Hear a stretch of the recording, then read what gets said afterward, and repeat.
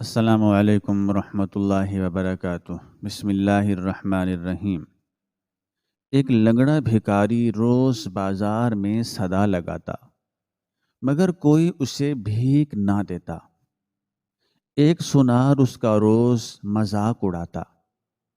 ایک دن بھکاری نے تنگ آ کر سنار کو ایک پرچی دی اور کہا اسے آزما کر دیکھنا۔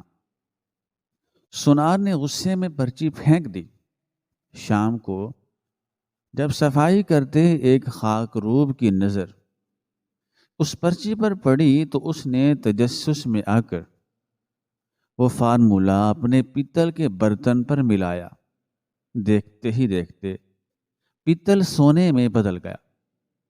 جب سنار کو علم ہوا تو سنار پاگلوں کی طرح بھکاری کو ڈھونڈنے بھاگا۔ پتہ چلا کہ وہ بھکاری تو مر چکا ہے، لیکن اس کی جھولی سے ملنے والی ڈائرے میں لکھا تھا کہ شہر کا قدیم اور تاریخی صرافہ بازار اس وقت دسمبر کی ایک انتہائی سرد اور دھندلی شام کے سائے میں ڈوبا ہوا تھا۔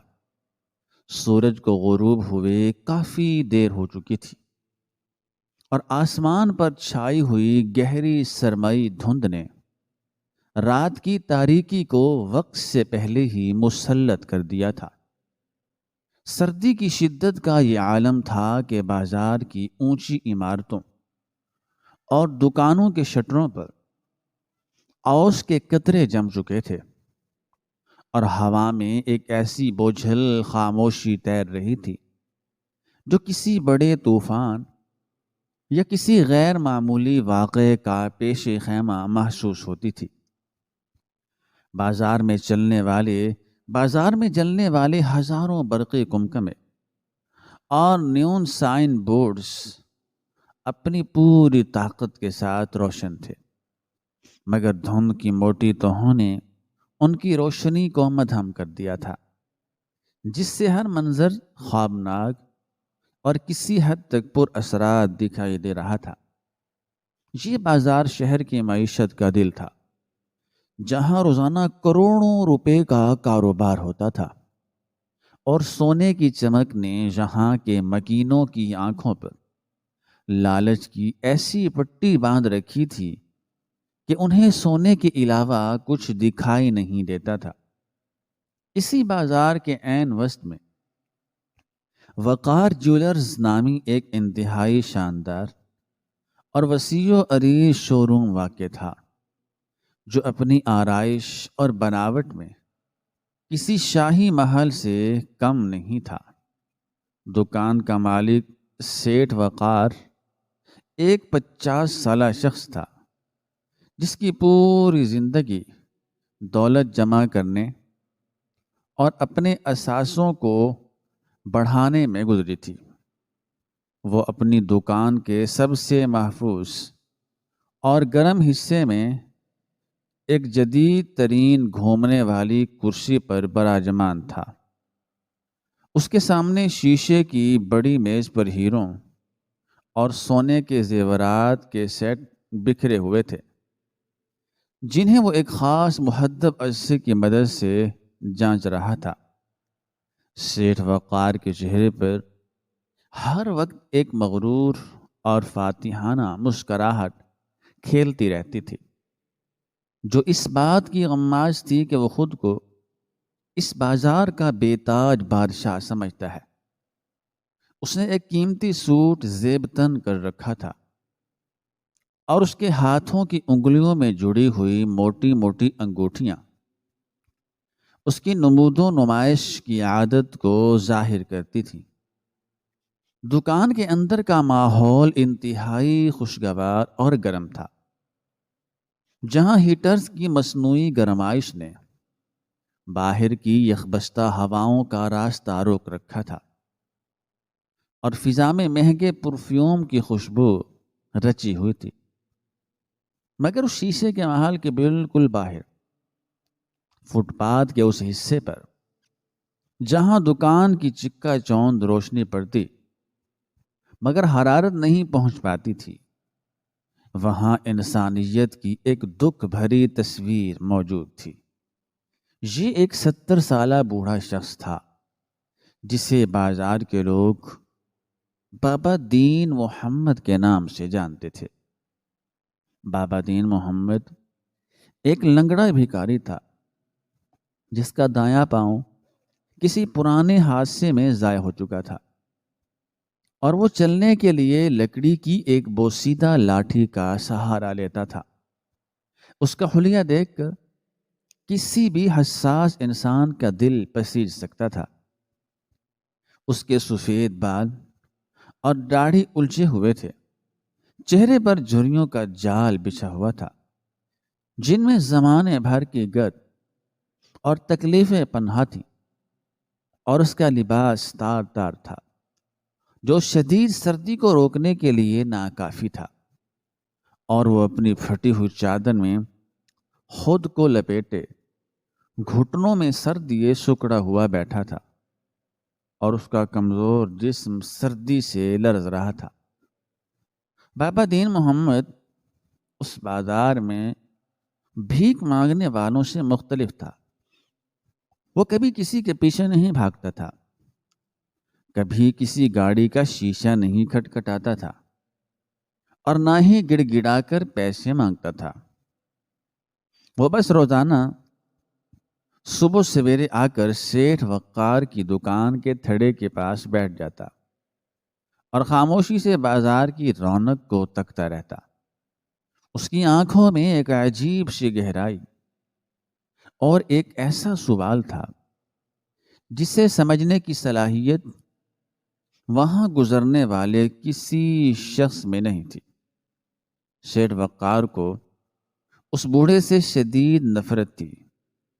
اسے لگتا تھا کہ اس کی چمکتی ہوئی دکان کے باہر اس میلے کچیلے فقیر کا بیٹھنا اس کے کاروبار کی توہین ہے، اور اس کی وجہ سے امیر گاہک دکان میں آنے سے کتراتے ہیں۔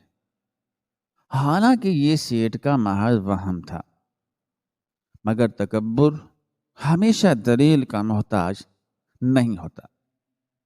آج کا دن بھی معمول کے مطابق شروع ہوا تھا، مگر شام ہوتے ہوتے سیٹھ وقار کا مزاج بگڑ چکا تھا، کیونکہ اسے سونے کی بین الاقوامی مارکیٹ میں منتی کی وجہ سے کچھ نقصان اٹھانا پڑا تھا۔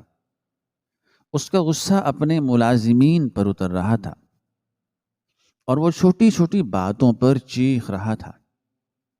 جب رات کے 8 بجے بازار میں خریداروں کا رش کم ہونے لگا اور دکاندار اپنی دکانیں بڑھانے کی تیاری کرنے لگے، تو سیٹھ وقار اپنی دکان سے باہر نکلا تاکہ تازہ ہوا کا ایک سانس لے سکے اور اپنی گاڑی ڈرائیور سے منگوا سکے۔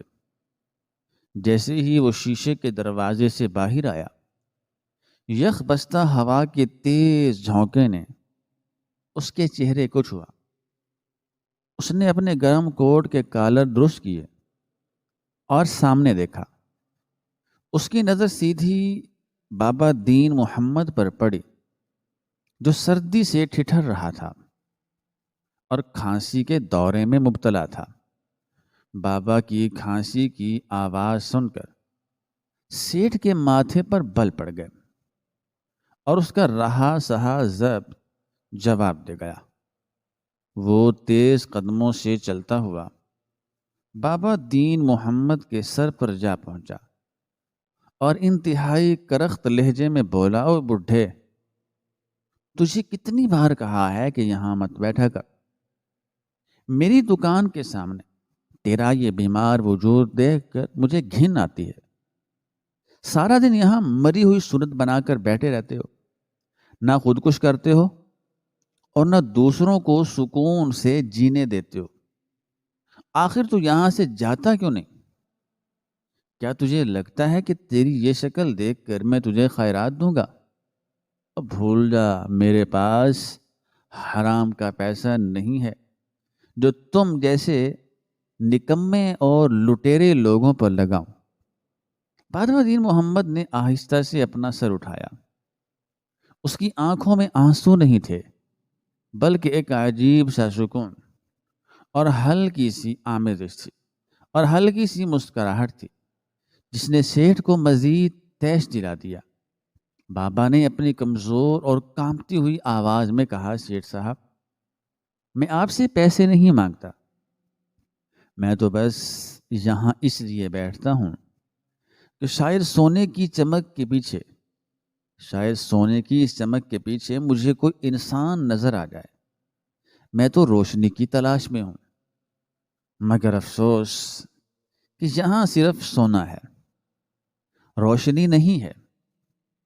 یہ بات سیٹھ کی سمجھ سے بالاتر تھی اور اسے یہ الفاظ اپنی توہین محسوس ہوئے۔ اس نے غصے سے کہا، بڑا یا روشنی ڈھونڈنے والا فلسفی، اپنی اوقات دیکھ اور اپنی باتیں دیکھ۔ 2 ٹکے کا فقیر مجھے انسانیت سکھائے گا؟ ارے او لنگڑے لولے، اگر تجھے اتنی ہی روشنی کی طلب ہے، اتنا ہی تو بڑا بنتا ہے، تو جا کر کسی مسجد میں بیٹھ۔ یہاں بازار میں کیا کر رہا ہے؟ یاد رکھ، میں تجھے آج آخری وارننگ دے رہا ہوں۔ کل سے اگر تو یہاں نظر آیا تو میں اپنے گارڈ سے کہہ کر تجھے اٹھوا کر کوڑے کے ڈھیر پر پھینکوا دوں گا، جہاں تیری اصلی جگہ ہے۔ سیٹھ کی آواز اتنی بلند تھی کہ آس پاس کی دکانوں کے ملازمین اور کچھ راہگیر رک کر تماشا دیکھنے لگے، لیکن کوئی بھی سیٹھ کے خلاف بولنے کی جرت نہ کر سکا، کیونکہ سب اس کے اثر و رسوخ اور دولت سے ڈرتے تھے۔ بابا دین محمد نے مجمع پر ایک نظر ڈالی اور سیٹھ وقار کی آنکھوں میں جھانکا۔ اسے محسوس ہو گیا کہ اب وقت آ گیا ہے، وہ وقت جس کا انتظار وہ پچھلے کئی سالوں سے کر رہا تھا۔ اس نے اپنی پھٹی ہوئی قمیض کی اندرونی جیب میں اپنا لرزتا ہوا ہاتھ ڈالا۔ سیٹھ وقار چوکنا ہو گیا کہ شاید یہ کوئی ہتھیار نکال رہا ہے، مگر بابا نے اپنی جیب سے ایک انتہائی پرانی، مڑی تڑی اور میلی سی کاغذ کی پرچی نکالی۔ یہ کاغذ اتنا قدیم لگ رہا تھا جیسے صدیوں پرانا ہو، اور اس کے کنارے زرد پڑ چکے تھے۔ بابا نے وہ پرچی سیٹھ کی طرف بڑھائی۔ اس کے ہاتھ ہوا میں کانپ رہے تھے، مگر اس کی گرفت مضبوط تھی۔ بابا نے انتہائی سنجیدہ لہجے میں کہا، سیٹھ وقار، تم نے میری غربت کا مذاق اڑایا، میری معذوری پر ہنسے اور مجھے دھتکارا، لیکن پھر بھی تم پر ایک احسان کرنا چاہتا ہوں۔ تمہیں سونے کی بہت بھوک ہے نا؟ تم چاہتے ہو کہ ساری دنیا کا سونا میری تجوریوں میں آ جائے۔ یہ لو، یہ کاغذ کا معمولی سا ٹکڑا رکھ لو، اسے پڑھنا اور جو اس میں لکھا ہے اسے آزما کر دیکھنا۔ یہ نسخہ تمہاری 7 نسلوں کی بھوک مٹا دے گا۔ یہ وہ راز ہے جس کے لیے سکندر اور دارا جیسے بادشاہ خاک چھانتے رہے۔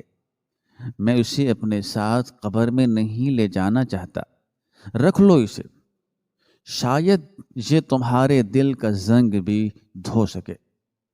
سیٹھ وقار نے حیرت اور استہزاء سے اس پرچی کو دیکھا۔ اسے لگا کہ یہ بوڑھا پاگل ہو گیا ہے، یہ شاید نشے میں دھت ہے۔ اس نے سوچا کہ بھلا ایک سڑک چھاپ فقیر کے پاس ایسا کون سا راز ہو سکتا ہے۔ اس نے جھپٹ کر وہ پرچی بابا کے ہاتھ سے چھین لی۔ ایک لمحے کے لیے اس نے پرچی پر لکھی عجیب و غریب اشکال اور فارمولے کو دیکھا جو اس کی سمجھ سے باہر تھے۔ وہاں کچھ یونانی اور عربی کے الفاظ تھے اور کچھ کیمیائی مرکبات کے نام۔ سیٹھ کے تکبر نے اسے سوچنے کی مہلت نہ دی۔ اس نے ایک زوردار قہقہا لگایا جو رات کے سناٹے میں گونج اٹھا۔ واہ بھائی واہ، واہ، دیکھو لوگو، یہ لنگڑا فقیر مجھے سونا بنانا سکھائے گا۔ ارے وہ بے وقوف بڈھے، اگر تیرے پاس سونے کا فارمولہ ہوتا تو آج یہاں فٹ پاتھ پر سردی میں نہ ٹھٹر رہا ہوتا، بلکہ کسی محل میں بیٹھا ہوتا۔ اور کیوں لوگوں کو بے وقوف بناتا ہے؟ یہ ٹوٹکے کسی اور کو جا کر بیچ، میرے پاس ان فضول کاموں کے لیے وقت نہیں ہے۔ یہ کہتے ہوئے سیٹھ نے اس پرچی کو اپنی مٹھی میں بری طرح مروڑا، اسے ایک بیکار ردی کا گولا بنایا اور پوری قوت کے ساتھ اپنے ہاتھ کو گھماتے ہوئے سامنے سڑک کے کنارے پر پڑے ہوئے کوڑے کے ڈھیر کی طرف اچھال دیا۔ پرچی ہوا میں ایک قوس بناتی ہوئی اڑی اور سیدھی گندگی کیچڑ اور بچی کچی روٹیوں کے ٹکڑوں کے درمیان جا گری۔ یہ ہے تیرے فارمولے کی اوقات، اور یہی ہے تیری اوقات۔ اب دفع ہو جا یہاں سے، چلا جا یہاں سے، ورنہ میں پولیس کو بلا لوں گا۔ سیٹھ نے حقارت سے زمین پر تھوکا۔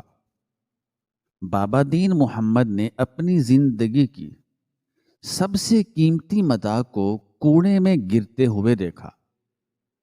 اس کی آنکھوں میں ایک گہرا دکھ تیر گیا۔ یہ دکھ پرچی کے ضائع ہونے کا نہیں تھا، بلکہ اس بات کا تھا کہ انسان کا تکبر اسے کس قدر اندھا کر دیتا ہے۔ بابا نے آہستہ سے اپنی لاٹھی ٹیک کر اٹھنے کی کوشش کی۔ اس کے جوڑوں سے کڑکڑ کی آوازیں آئیں۔ وہ کھڑا ہوا اور ایک آخری بار سیٹھ وقار کو دیکھا۔ سیٹھ، تم نے کاغذ پھینکا ہے، مگر دراصل تم نے اپنی قسمت پھینک دی ہے۔ یاد رکھنا، رزق اور راز جب ٹھکرائے جائیں تو وہ وہاں چلے جاتے ہیں جہاں ان کی قدر ہوتی ہے۔ آج رات اس بازار میں ایک تماشا ہوگا، سونا برسے گا مگر تمہاری جھولی خالی رہے گی۔ بابا کے یہ الفاظ نے پراسرار اور بھاری تھے کہ سیٹھ کے دل میں ایک لمحے کے لیے خوف کی لہر دوڑ گئی، مگر اس نے فوراً سے جھٹک دیا۔ بابا دین محمد اپنی لاٹھی ٹکاتے ہوئے، لنگڑاتے ہوئے دھند میں گم ہونے لگے۔ ان کی لاٹھی کی ٹک ٹک کی آواز دیر تک سنائی دیتی رہی اور پھر بازار کے شور میں دب گئی۔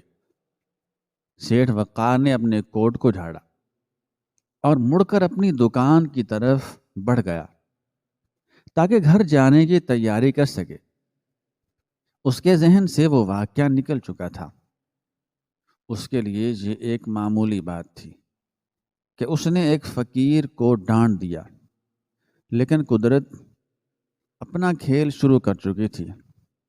وہ پرچی جو اب کوڑے کے ڈھیر پر پڑی تھی بظاہر ایک معمولی کچرا تھی، مگر اس کے سینے میں وہ فارمولہ لکھا تھا جو پتل کو کندن بنا سکتا تھا۔ رات مزید گہری ہو گئی۔ بازار تقریباً بند ہو چکا تھا، دکاندار جا چکے تھے اور صرف چوکیدار اور صفائی کرنے والے باقی رہ گئے تھے۔ انہی صفائی کرنے والوں میں ایک نوجوان خاکروب تھا جس کا نام بوٹا تھا۔ بوٹا ایک غریب اور سادہ لو انسان تھا جو سارا دن بازار کی گندگی صاف کرتا اور رات کو دکانوں کے تھڑے دھویا کرتا تھا۔ اس کی پوری زندگی کچرے اور دھول مٹی میں گزر گئی تھی۔ اسے سونے کی پہچان نہیں تھی اور نہ ہی اسے زیورات سے کوئی دلچسپی تھی۔ اس کا کل اثاثہ اس کی ایمانداری اور محنت تھی۔ بوٹا اپنی بڑی سی جھاڑو اور پانی کا پائپ لے کر وقار جیولرز کے سامنے پہنچا۔ اس نے دیکھا کہ وہاں فٹ پاتھ پر کافی گند پڑا ہے۔ وہ جھاڑو لگانے لگا۔ اچانک اس کی نظر کوڑے کے ڈھیر پر پڑی جہاں وہ مڑی ہوئی پرچی پڑی تھی۔ عجیب بات یہ تھی کہ اتنی گندگی میں بھی وہ کاغذ کا ٹکڑا الگ ہی چمک رہا تھا۔ بوٹا نے سوچا کہ اسے اٹھا کر بڑے ڈرم میں ڈال دے۔ اس نے جھک کر وہ پرچی اٹھائی۔ جیسے ہی اس نے اسے کھولا، اس کی نظر ان عجیب و غریب لکیروں اور الفاظ پر پڑی۔ بوٹا ان پڑھ تھا مگر وہ ذہین تھا۔ اسے یاد آیا کہ اس نے شام کو ایک فقیر کو سیٹھ سے بحث کرتے دیکھا تھا، اور یہ وہی کاغذ تھا جسے اس نے پھینکا تھا۔ بوٹا کے دل میں ایک بچوں جیسا تجسس پیدا ہوا۔ اس نے سوچا کہ سیٹھ اتنا بڑا آدمی ہے، اگر اس نے کوئی چیز پھینکی ہے تو شاید وہ کوئی حساب کتاب ہو یا شاید کوئی خاص چیز۔ مگر فقیر نے کہا تھا کہ یہ سونا بنانے کا طریقہ ہے۔ بوٹا نے ادھر ادھر دیکھا۔ بازار سنسان تھا۔ اس کے پاس پانی پینے کے لیے پیتل کا ایک پرانا پچکا ہوا لوٹا پڑا تھا، جسے وہ صفائی کے دوران پیاس بجھانے کے لیے استعمال کرتا تھا۔ اس کے ذہن میں ایک شرارتی خیال آیا، کیوں نہ دیکھوں کہ اس میں کیا لکھا ہے، لیکن وہ پڑھ نہیں سکتا تھا۔ البتہ پرچی کے نچلے حصے میں کچھ تصویریں بنی ہوئی تھیں جن سے لگ رہا تھا کہ کچھ چیزوں کو ملانا ہے۔ اتفاق سے وہ تمام چیزیں وہی عام کیمیکلز اور تیزاب تھے جو سونار سونے کی صفائی کے لیے استعمال کرتے تھے، اور جن کی خالی بوتلیں اور بچا کچا مواد اکثر نالیوں میں بہا دیتے تھے۔ بوٹا نے ایک ٹوٹی ہوئی پیالی میں نالی کے پاس پڑی ہوئی تیزاب کی بوتلوں سے چند قطرے اکٹھے کیے۔ اسے نہیں معلوم تھا کہ وہ کیا کر رہا ہے، وہ بس ایک کھیل کھیل رہا تھا۔ اس نے پرچی پر بنی تصویروں کو نقل کرتے ہوئے وہ آمیزہ اپنے پیتل کے پرانے لوٹے پر ملنا شروع کر دیا۔ سردی کی وجہ سے اس کے ہاتھ ٹھٹر رہے تھے۔ جیسے وہ آمیزہ لوٹے پر ملتا گیا، جیسے جیسے وہ ملتا گیا، لوٹے کی سطح سے دھواں اٹھنے لگا اور ایک عجیب سی کڑوی بو فضا میں پھیل گئی۔ بوٹا ڈر گیا کہ کہیں یہ لوٹا جل نہ جائے۔ اس نے جلدی سے پانی کا پائپ چلا کر لوٹے کو دھویا۔ جب پانی کے قطرے لوٹے سے بہہ گئے اور دھواں چھٹا تو وہاں موجود منظر نے بوٹا کے ہوش اڑا دیے۔ سڑک کی پیلی لائٹ میں وہ پیتل کا کالا اور بدنما لوٹا اب سورج کی طرح چمک رہا تھا۔ بوٹا نے اپنی آنکھیں ملیں، شاید یہ اس کا وہم ہو۔ اس نے کپڑے سے رگڑ کر دیکھا، مگر وہ چمک مدھم نہیں ہوئی بلکہ اور تیز ہو گئی۔ یہ پیتل نہیں رہا تھا، یہ خالص چمکدار اور وزنی بھاری سونا بن چکا تھا۔ بوٹا کا دل سینے سے باہر آنے لگا۔ اس کے ہاتھ سے جھاڑو گر گئی۔ وہ کانپتے ہاتھوں سے اس سونے کے لوٹے کو چھو رہا تھا۔ یہ خواب نہیں تھا، یہ حقیقت تھی۔ ایک خاک روب کے ہاتھ میں بادشاہوں کا خزانہ آ چکا تھا، اور وہ پرچی، وہ جادوئی پرچی وہیں زمین پر پڑی ہوئی ہوا سے پھڑ پھڑا رہی تھی۔ بوٹا کو سمجھ نہیں آ رہا تھا کہ وہ خوشی سے چیخے یا خوف سے بھاگ جائے۔ اسے فوراً سیٹھ وقار کا خیال آیا۔ وہ سادہ رو تھا، اس کے ذہن میں چوری یا بے ایمانی کا خیال نہیں آیا۔ اس نے سوچا کہ یہ پرچی تو سیٹھ کی تھی، شاید اسے غلطی لگی ہو، شاید اسے پتہ نہ ہو کہ یہ اتنا قیمتی فارمولہ ہے۔ بوٹا نے وہ سونے کا لوٹا اٹھایا اور وہیں زمین سے وہ مڑی ہوئی پرچی بھی اٹھا لی۔ اس وقت سیٹھ وقار اپنی دکان بند کر کے اپنی گاڑی میں بیٹھنے ہی والا تھا کہ اس نے پیچھے سے کسی کے بھاگنے کی آواز سنی۔ سیٹھ جی رکیں رکیں ذرا۔ یہ بوٹا کی آواز تھی جو سانس پھولی ہوئی حالت میں اس کی طرف بھاگ رہا تھا۔ سیٹھ نے ناگواری سے مڑ کر دیکھا۔ کیا ہے؟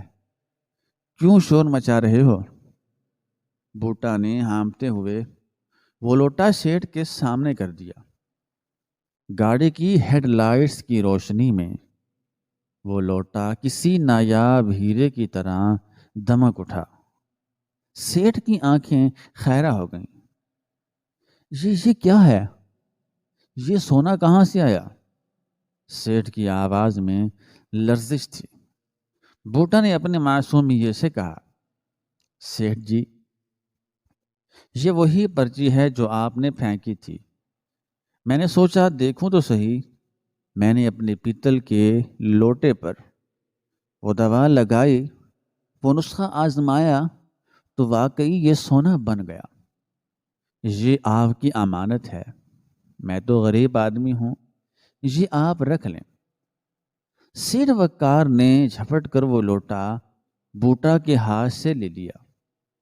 اس نے جیب سے کسوٹی نکالی اور وہیں سڑک پر کھڑے ہو کر اسے رگڑا۔ لکیر گہری اور سنہری تھی اور 24 کیرٹ خالص سونا۔ سیٹھ کا دماغ گھوم گیا۔ اسے اپنی آنکھوں کے سامنے اندھیرا چھاتا ہوا محسوس ہوا۔ یہ وہ لمحہ تھا جب لالچ نے اس کے ہوش و حواس چھین لیے۔ اسے نہ بوٹا کی ایمانی نظر آئی اور نہ اپنی غلطی۔ اسے صرف وہ فقیر یاد آیا، بابا دین محمد، وہ کیمیا گر۔ سیٹھ نے بوٹا کو دھکا دیا اور دیوانوں کی طرح چلایا، وہ فقیر کہاں ہے؟ وہ کدھر گیا؟ بوٹا نے گھبرا کر اشارہ کیا۔ وہ اس طرف گئے تھے، ویرانے کی طرف۔ سیٹھ وقار نے اپنی گاڑی کا دروازہ کھلا چھوڑا اور اس سمت بھاگا جدھر بابا دین محمد گئے تھے۔ وہ سیٹھ وقار نہیں تھا، وہ ایک پاگل شکاری تھا جو اپنے ہاتھ سے نکلے ہوئے شکار کو دبوچنے کے لیے بھاگ رہا تھا، مگر اسے خبر نہیں تھی کہ وہ جس چیز کے پیچھے بھاگ رہا ہے وہ اسے کبھی نہیں ملے گی، کیونکہ دینے والا جب دیتا ہے تو چھپر پھاڑ کر دیتا ہے، اور جب چھینتا ہے تو عقل اور شعور سب چھین لیتا ہے۔ رات کی تاریکی اپنے عروج پر تھی اور شہر کا وہ قدیم بازار جو دن کے وقت سونے کی چمک سے دمکتا تھا اب ایک پر اسرار خاموشی اور گہری دھند کی لپٹ میں تھا، مگر اس خاموشی کو چیرتی ہوئی ایک آواز گونج رہی تھی۔ یہ سیٹھ وقار کے بھاگتے ہوئے قدموں کی آواز تھی جو اپنی عالی شان گاڑی، اپنی دکان اور اپنے وقار کو پیچھے چھوڑ کر دیوانوں کی طرح اس سمت بھاگ رہا تھا جدھر وہ خاک روب بوٹا نے اشارہ کیا تھا۔ سیٹھ وقار جس نے زندگی میں کبھی پیدل چلنا اپنی شان کے خلاف سمجھا تھا، آج کیچڑ، گندگی اور ٹھنڈے پانی کے جوہڑوں کی پرواہ کیے بغیر کسی زخمی درندے کی طرح بھاگ رہا تھا۔ اس کا قیمتی اطالوی سوٹ جگہ جگہ سے گیلا ہو چکا تھا، اس کے برانڈڈ جوتوں پر مٹی کی تہیں جم چکی تھیں اور اس کا سانس دھونکنی کی طرح چل رہا تھا، مگر اس کی آنکھوں میں صرف ایک ہی جنون سوار تھا، اور وہ جنون تھا اس فارمولے کو حاصل کرنا جو پیتل کو سونا بنا سکتا تھا۔ اس کے دماغ میں بوٹا کے ہاتھ میں موجود چمکتا ہوا سونے کا لوٹا گھوم رہا تھا۔ وہ منظر اس کی آنکھوں میں کسی خنجر کی طرح پیوست ہو گیا تھا۔ یہ نہیں ہو سکتا، یہ میری ملکیت ہے، وہ پرچی میری تھی، وہ فارمولہ میرا ہے۔ وہ خود کلامی کے انداز میں بڑبڑاتا جا رہا تھا۔ سرد ہوا اس کے چہرے کو چیر رہی تھی، مگر لالچ کی آگ نے اسے اندر سے اس قدر گرم کر رکھا تھا کہ اسے سردی کا احساس تک نہیں ہو رہا تھا۔ وہ شہر کی آبادی سے نکل کر مضافات کے اس ویران علاقے میں پہنچ گیا جہاں کچی جھونپڑیاں اور ٹوٹی ہوئی دیواریں تھیں، جہاں سناٹا اور بھی گہرا تھا اور کہیں کتوں کے بھونکنے کی آوازیں آ رہی تھیں جو ماحول کو مزید دہشت ناک بنا رہی تھیں۔ سیٹھ وقار ہامتا ہوا ایک ٹوٹی ہوئی چار دیواری کے پاس رک گیا۔ بوٹا نے اسی طرف اشارہ کیا تھا جہاں ایک انتہائی خستہ حال جھونپڑی موجود تھی، جس کی چھت پر ٹین کے ایک پرانے ٹکڑے لٹک رہے تھے اور دروازے کی جگہ ایک ٹاٹ کا پردہ لٹک رہا تھا۔ سیٹھ وقار نے اپنے دل کی دھڑکنوں کو قابو میں کرنے کی کوشش کی۔ اس کے حلق میں کانٹے پڑ رہے تھے۔ اس نے لرزتے ہوئے ہاتھوں سے ٹاٹ کا پردہ ہٹایا اور اندر جھانکا۔ اندر گھپ اندھیرا تھا اور ایک عجیب سی بو پھیلی ہوئی تھی۔ یہ غربت، بیماری اور موت کی بو تھی۔ سیٹھ نے اپنی جیب سے موبائل نکالا اور ٹارچ جلائی۔ روشنی کی لکیر نے اندھیرے کا سینہ چاک کیا اور سامنے جو منظر آیا اس نے سیٹھ وقار کے قدم وہیں جما دیے۔ زمین پر ایک ٹوٹی ہوئی چارپائی بچھی تھی اور اس کے نیچے گیلی مٹی پر وہ شخص پڑا تھا جسے اس نے چند گھنٹے پہلے اپنی دکان کے سامنے سے دھتکارا تھا۔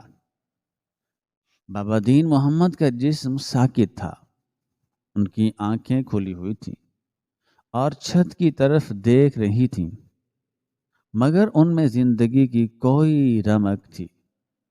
ان کے چہرے پر ایک عجیب سا سکون تھا، ایک ایسا اطمینان بخش مسکراہٹ تھی جیسے انہوں نے کوئی بہت بڑی جنگ جیت لی ہو، جیسے وہ کسی بہت بڑے بوجھ سے آزاد ہو گئے ہوں۔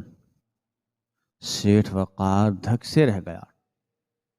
وہ لیٹ ہو گیا تھا، سونے کا راز سینے میں دفن کرنے والا دنیا چھوڑ چکا تھا۔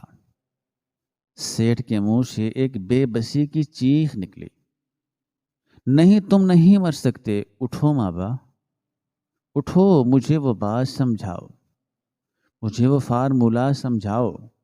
وہ پاگلوں کی طرح لاش کے پاس بیٹھ گیا اور بابا کے ٹھنڈے جسم کو جھنجھوڑنے لگا۔ مگر موت بحری ہوتی ہے، اسے دنیاوی چیخوں سے کوئی فرق نہیں پڑتا۔ سیٹھ وقار مایوسی کی گہرائیوں میں ڈوبنے لگا۔ اسے لگا کہ اس کی زندگی کا سب سے بڑا موقع اس کے ہاتھ سے نکل گیا ہے۔ وہ وہیں مٹی پر بیٹھ کر اپنے بالوں کو نوچنے لگا۔ اس کی نظریں بے مقصد ادھر ادھر بھٹک رہی تھی کہ اچانک اس کی نظر بابا دین محمد کے سرانے پہ پڑی ہوئی ایک چیز پر جم گئی۔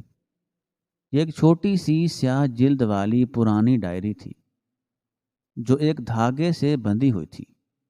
سیٹھ کی آنکھوں میں امید کی ایک کرن جاگی۔ اس کا دل زور زور سے دھڑکنے لگا۔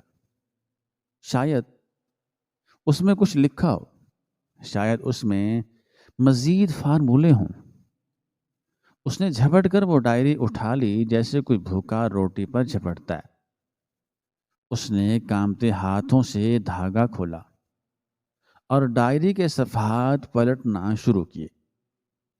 شروع کے صفحات پر کچھ عجیب و غریب حساب کتاب، کچھ کیمیائی نام اور کچھ فلسفیانہ باتیں لکھی تھیں جو سیٹھ کی سمجھ سے بالاتر تھیں، مگر وہ تیزی سے صفحات پلٹتا گیا یہاں تک کہ وہ آخری صفحے پر پہنچ گیا جہاں روشنائی بھی تازی لگ رہی تھی۔ یہ شاید بابا کے آخری الفاظ تھے جو انہوں نے مرنے سے کچھ دیر پہلے لکھے تھے۔ سیٹھ نے موبائل کی روشنی اس صفحے پر ڈالی اور پڑھنا شروع کیا۔ تحریر انتہائی خوبصورت اور واضح تھی، جیسے لکھنے والے نے پوری توجہ اور دل سے لکھا ہو۔ ڈائری کے اس آخری صفحے پر لکھا تھا، اے میرے بعد اس ڈائری کو پڑھنے والے انجان مسافر، میں نہیں جانتا کہ تم کون ہو اور کس نیت سے یہ تحریر پڑھ رہے ہو، مگر جان لو کہ میں اپنی پوری زندگی کی کمائی اس چند سطور میں چھوڑ کر جا رہا ہوں۔ میں نے جوانی میں کیمیا گری کے جنون میں اپنا گھر بار، اپنی خوشیاں اور اپنا سب کچھ لٹا دیا۔ میں اس فارمولے کی تلاش میں تھا جو دھات کو سونا بنا سکے۔ میں سمجھتا تھا کہ سونا ہی انسان کی نجات ہے، سونا ہی طاقت ہے اور سونا ہی خدا ہے۔ 50 سال کی ریاضت کے بعد میں نے وہ راز پا لیا۔ میں نے وہ ترتیب ڈھونڈ نکالی جس سے پیتل اور تانبا سونے میں بدل جاتے ہیں۔ میں دنیا کا امیر ترین شخص بن سکتا تھا، مگر جس دن میں نے یہ فارمولہ مکمل کیا، اسی رات مجھے ایک خواب آیا جس نے میری آنکھیں کھول دیں۔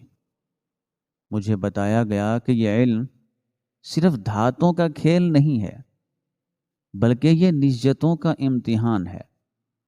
میں نے اس علم کو آزمایا اور تب مجھے اس کائناتی راز کا پتہ چلا جو میں تمہیں بتا رہا ہوں۔ وہ پرچی جو میں نے لوگوں میں بانٹنے کی کوشش کی، وہ کوئی عام کاغذ نہیں تھا۔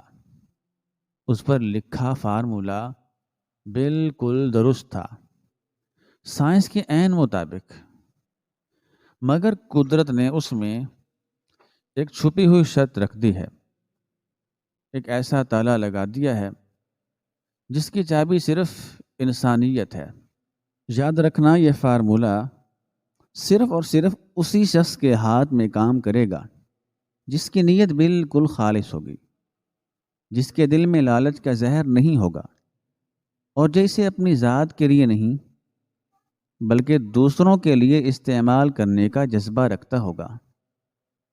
اگر کوئی لالچی، مغرور یا پتھر دل انسان اسے استعمال کرے گا تو وہ چاہے دنیا کے بہترین کیمیکلز ملا لے، سونا نہیں بنے گا بلکہ وہ راکھ بن جائے گا۔ لیکن اگر کوئی ایسا شخص اسے چھوئے گا جس کا دل آئینے کی طرح شفاف ہو، جس میں شکر گزاری ہو اور جو عاجزی کا پیکر ہو، تو اس کے ہاتھ لگتے ہی معمولی پیتل بھی خالص سونے میں بدل جائے گا۔ میں اس بازار میں روزانہ اس امید پر آتا تھا کہ شاید کوئی ایسا شخص مل جائے جو مجھ سے بنا مانگے، بنا لالچ کے پیار سے پیش آئے، تو میں اسے یہ تحفہ دے دوں۔ مگر مجھے صرف دھتکار ملی۔ میں نے آج وہ پرچی ایک ایسے شخص کو دی جس کی آنکھوں میں مجھے ہوس دکھائی دی۔ میں جانتا تھا وہ اسے پھینک دے گا، اور میں یہ بھی جانتا ہوں کہ قدرت وہ پرچی ہوا کے ذریعے کسی ایسے حقدار تک پہنچا دے گی جو اس کا اہل ہوگا۔ بس اے پڑھنے والے، اگر تم سونے کی تلاش میں یہاں تک آئے ہو تو پہلے اپنے دل کو ٹٹولو۔ اگر وہاں لالچ ہے تو واپس چلے جاؤ، کیونکہ کیمیا گری لیبارٹری میں نہیں، دل میں ہوتی ہے۔ سیٹھ وقار نے پڑھنا بند کیا۔ اس کے ہاتھوں میں ڈائری کانپ رہی تھی، اس کے ماتھے پر پسینے کے قطرے نمودار ہو چکے تھے، اور اسے فوراً وہ خاکروب بوٹا یاد آیا، وہ سادہ لوح غریب اور ان پڑھ بوٹا جس نے زندگی میں کبھی کسی کا برا نہیں چاہا تھا، جس نے ہمیشہ شکر کیا تھا۔ سیٹھ کو سمجھ آ گئی تھی کہ اس کے ہاتھ میں وہ فارمولہ کیوں کام نہیں کر سکتا تھا، اور بوٹا کے ہاتھ میں لوٹا سونا کیوں بن گیا۔ مگر انسان کا لالچ اتنی آسانی سے شکست نہیں مانتا۔ سیٹھ کے اندر کا شیطان جاگ اٹھا۔ اس نے سوچا یہ سب بکواس ہے، یہ فلسفہ ہے، سائنس ہوتی ہے، فارمولہ ہوتا ہے۔ بوٹا کے پاس وہ لوٹا ہے، وہ سونا ہے، اور وہ پرچی بھی اسی کے پاس ہے۔ میں وہ سب اس سے چھین لوں گا۔ میں طاقتور ہوں، ایک معمولی خاکروب ہے۔ میں اسے ڈراؤں گا، دھمکاؤں گا، خرید لوں گا۔ میں اس سے وہ پرچی لے کر خود تجربہ کروں گا۔ میری نیت جیسی بھی ہو، میرے پاس ٹیکنالوجی ہے، میں سب ٹھیک کر لوں گا۔ اس خیال کے آتے ہی سیٹھ نے ڈائری وہیں پھینکی اور اٹھ کر کھڑا ہوا۔ اس نے ایک نظر بھی بابا دین محمد کی لاش پر ڈالنا گوارا نہیں کی۔ وہ تیزی سے جھونپڑی سے نکلا اور واپس بازار کی طرف بھاگا۔ اب اس کی رفتار پہلے سے بھی زیادہ تھی۔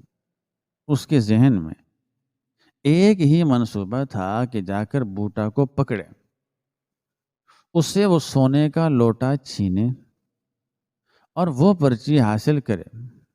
وہ بے وقوف ہے، اسے کیا پتا سونے کی قیمت کا۔ میں اسے چند ہزار دے کر چپ کروا دوں گا۔ سیٹھ سوچتا جا رہا تھا اور بھاگتا جا رہا تھا۔ واپسی کا راستہ اسے طویل لگ رہا تھا۔ جب وہ شہر کی حدود میں داخل ہوا تو رات کا پچھلا پہر تھا۔ دھند اب بھی چھائی ہوئی تھی، مگر بازار کے قریب پہنچتے ہی اسے ایک عجیب سی روشنی کا احساس ہوا۔ یہ روشنی عام اسٹریٹ لائٹس کی نہیں تھی، یہ کچھ اور ہی تھی۔ سیٹھ وقار ہامتا ہوا گرتا پڑتا آخر کار اپنی دکان وقار جولرز کے سامنے پہنچا۔ لیکن وہاں پہنچ کر جو منظر اس نے دیکھا، اس نے اس کے ہوش اڑا دیے۔ اس کے پیروں تلے سے زمین کھینچ لی اور اسے اپنی بینائی پر شک ہونے لگا۔ اس کی اپنی دکان کے بالکل سامنے، جہاں پہلے ایک خالی اور ویران کھنڈر نما دکان ہوا کرتی تھی جو سالوں سے بند پڑی تھی، وہاں اب ایک ایسی چکا چوند تھی کہ آنکھیں کھلی رکھنا محال تھا۔ وہ دکان جو چند گھنٹے پہلے تک ویران تھی، اب وہاں ایک عالی شان وسیع و عریض شو روم کھل چکا تھا۔ ایسا لگتا تھا جیسے کسی غیبی طاقت نے پلک جھپکتے میں وہاں ایک محل کھڑا کر دیا ہو۔ دکان کے اندر سونے کے بڑے بڑے برتن، تھال، سرائیاں رکھے ہوئے تھے اور مجسمے ایسے بکھرے ہوئے تھے جیسے وہاں سونے کی بارش ہوئی ہو۔ ہر چیز خالص سونے کی بنی ہوئی چمک رہی تھی۔ اس دکان کی شان و شوکت کے سامنے سیٹھ وقار کی دکان کسی ٹھیلے جیسی لگ رہی تھی، اور اس دکان کے وسط میں ایک اونچی مسند پر نہایت صاف ستھرے اور قیمتی سفید لباس میں ملبوس وہ شخص بیٹھا تھا جسے سیٹھ نے کچھ دیر پہلے خاک روب کے روپ میں دیکھا تھا۔ وہاں وہ بوٹا تھا، مگر اب وہ بوٹا خاک روب نہیں لگ رہا تھا۔ اس کے چہرے پر ایک عجیب سا نور اور رعب تھا، اور اس کے ارد گرد بازار کے چوکیدار اور کچھ راہ گیر جمع تھے جو حیرت سے بت بنے کھڑے تھے۔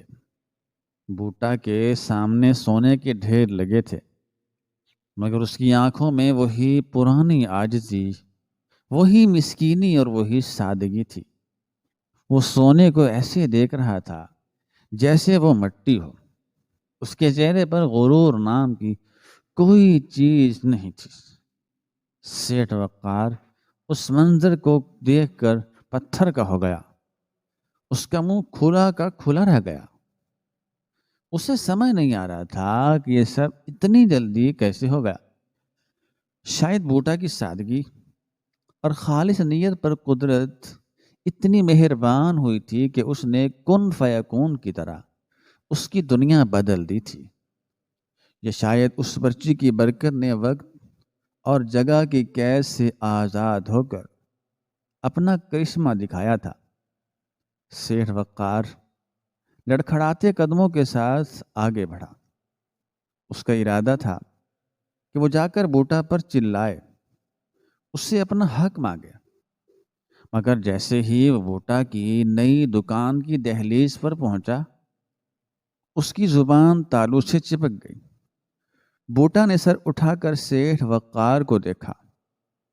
بوٹا کی آنکھوں میں نہ تو طنز تھا، نہ غصہ اور نہ ہی انتقام کی کوئی آگ.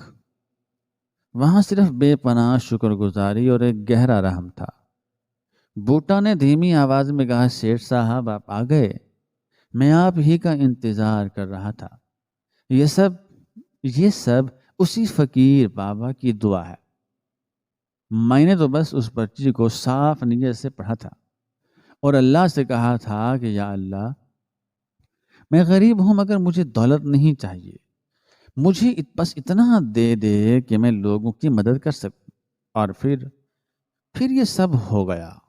برتن سونا بننے لگے. برتن سونا بنتے گئے، دیواریں بدلتی گئیں، مجھے پتہ ہی نہیں چلا. بوٹا کی باتیں سیٹھ کے دل پر ہتھوڑوں کی طرح لگ رہی تھی. سیٹھ کی نظریں بوٹا کے پاس رکھی ہوئی اسی مڑی ہوئی پرچی پر پڑی جو اب ایک مخملی کپڑے پر سجی ہوئی تھی. سیٹھ کے اندر کا لالچ پھر سے ابھرا. اس نے سوچا کہ ابھی بھی موقع ہے، میں چھین سکتا ہوں. اس نے ایک قدم آگے بڑھایا، مگر جیسے ہی اس نے دکان کے اندر قدم رکھنے کی کوشش کی، ایک عجیب سا واقعہ ہوا. اسے اپنی دکان کے شیشے میں اپنا عکس نظر آیا. اس نے دیکھا کہ اس کا چہرہ بگڑا ہوا ہے، اس کے کپڑے میلے ہیں اور وہ خود کسی بھکاری سے بھی بدتر لگ رہا ہے. جبکہ سامنے بیٹھا وہ سابقہ خاکروب بادشاہ لگ رہا ہے. اسی لمحے سیٹھ کو بابا دین محمد کی ڈائری کے الفاظ یاد آئے، تکبر کی آنکھ کبھی ہیرے کو نہیں پہچان سکتی اور لالچی نیت سونا نہیں بنا سکتی. اسے سمجھ آ گئی کہ اگر اس نے اس پرچی کو ہاتھ بھی لگایا تو وہ اس کے ہاتھ میں جل کر راکھ ہو جائے گی، کیونکہ اس کا دل صاف نہیں ہے. اسے یہ بھی سمجھ آ گیا کہ وہ بوٹا سے یہ سب چھین سکتا ہے، مگر وہ نصیب نہیں چھین سکتا جو بوٹا کو ملا ہے. بوٹا نے مسکراتے ہوئے سونے کا ایک کٹورا اٹھایا اور سیٹھ کی طرف بڑھایا. سیٹھ صاحب، یہ آپ رکھ لیں، شاید آپ کا نقصان پورا ہو جائے. یہ جملہ سیٹھ کی انا کے تابوت میں آخری کیل ثابت ہوا. وہ سیٹھ وقار جو پوری عمر لوگوں کو خیرات دیتا تھا اور ان کی تذلیل کرتا تھا، آج وہی سیٹھ ایک سابقہ خاکروب کے سامنے بھکاری بن کر کھڑا تھا اور وہ خاکروب اسے خیرات دے رہا تھا. سیٹھ وقار کا غرور، اس کا تکبر اور اس کی ساری فرعونیت اس ایک لمحے میں چکنا چور ہو گئی. اسے لگا کہ وہ سونا نہیں لے رہا بلکہ اپنی موت کا پروانہ لے رہا ہے. اس نے کانپتے ہاتھوں سے وہ وکٹوریا لینے سے انکار کر دیا. اس کی آنکھوں میں بے اختیار آنسو جاری ہو گئے. یہ پچھتاوے کے آنسو نہیں تھے بلکہ شکست کے آنسو تھے. اس نے ایک لفظ کہے بغیر سر جھکایا اور پیچھے ہٹ گیا. وہ آہستہ آہستہ قدم اٹھاتا ہوا واپس اندھیرے کی طرف مڑا۔ اس کے پیچھے بوٹا کی دکان کی روشنیاں جگمگا رہی تھیں اور سونے کی چمک آسمان کو چھو رہی تھی، مگر سیٹھ وقار اپنی دکان کے سامنے، اپنی ہی دکان کے سامنے سے ایک اجنبی کی طرح لرز گیا۔ وہ اپنی خالی جھولی اور بھرا ہوا تکبر لے کر واپس جا رہا تھا۔ اسے اب اپنی عالی شان دکان میں جانے کی ہمت نہیں ہو رہی تھی۔ اسے معلوم ہو چکا تھا کہ اصلی سونا دھات نہیں ہوتا، اصلی سونا نیت ہوتی ہے، اور وہ اس امتحان میں فیل ہو چکا تھا۔ بازار کی ہوا اب بھی سرد تھی، مگر اس میں ایک عجیب سا سکون تھا، جیسے قدرت نے انصاف کر دیا ہو۔ سیٹھ وقار دھند میں غائب ہو گیا، بالکل اسی طرح جیسے کچھ دیر پہلے وہ فقیر غائب ہوا تھا، مگر فرق صرف یہ تھا کہ فقیر خالی ہاتھ ہو کر بھی سب کچھ دے گیا، اور سیٹھ سب کچھ ہوتے ہوئے بھی خالی ہاتھ رہ گیا تھا۔ اس رات کے بعد اس بازار میں کبھی کسی نے سیٹھ وقار کو اس طرح سر اٹھا کر چلتے نہیں دیکھا، اور وہ بوٹا جیولرز کی دکان ہمیشہ کے لیے اس بات کی گواہ بن گئی کہ جب دینے والا دینے پر آتا ہے تو وہ حسب نسب نہیں دیکھتا، وہ صرف دل دیکھتا ہے، اور جس کا دل بڑا ہوتا ہے اسی کی جھولی میں کائنات کے خزانے گرتے ہیں۔ یہ کہانی یہاں ختم ہوتی ہے، مگر اس کا سبق ہر اس شخص کے لیے زندہ ہے جو سمجھتا ہے کہ دولت چالاکی سے کمائی جاتی ہے، حالانکہ دولت تو صرف ایک آزمائش ہے جو کبھی خاک روب کو بادشاہ اور کبھی بادشاہ کو خاک روب بنا دیتی ہے۔